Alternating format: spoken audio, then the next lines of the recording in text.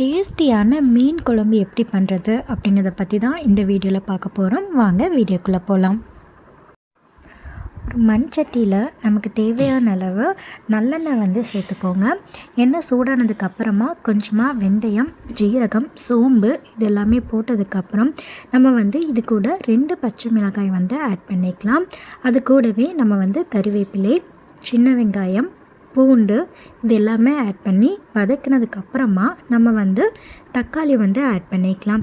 So நான் இன்றைக்கி ஒரு 3 தக்காளி சின்ன சின்ன பீசஸாக கட் பண்ணி எடுத்து வச்சுருக்கேன். அண்ட் ஒரு 3 தக்காளி பார்த்திங்கன்னா நம்ம தேங்காய் கூட போட்டு அரைச்சி எடுத்து வச்சுருக்கேன். ஸோ இந்த மாதிரி வதங்கினதுக்கப்புறமா நம்ம இதில் தக்காளி ஆட் பண்ணிக்கலாம்.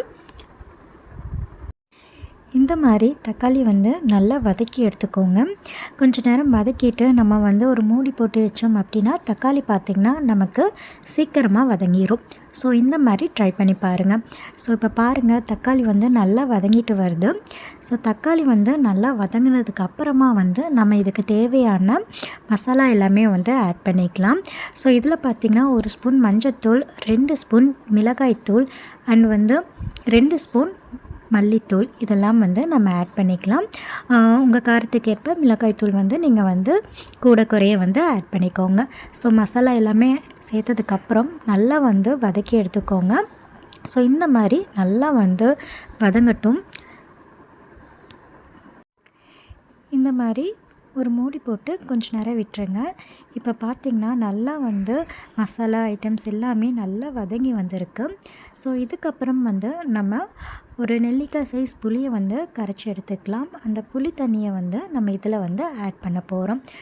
ஸோ இந்த மாதிரி நல்லா புளியை நல்லா கரைச்சி எடுத்துகிட்டு அதில் இருக்கிற தண்ணியை மட்டும் நம்ம இதில் ஆட் பண்ணிக்கலாம். ஸோ இதெல்லாமே நல்லா மிக்ஸ் பண்ணிடுங்க. இதுக்கப்புறம் நம்ம தக்காளி, தேங்காய் அரைச்சி எடுத்து வச்சுருக்கோம். ஸோ இதையும் பார்த்திங்கன்னா இதில் ஆட் பண்ணிவிட்டு நல்லா மிக்ஸ் பண்ணி விட்டுக்கோங்க.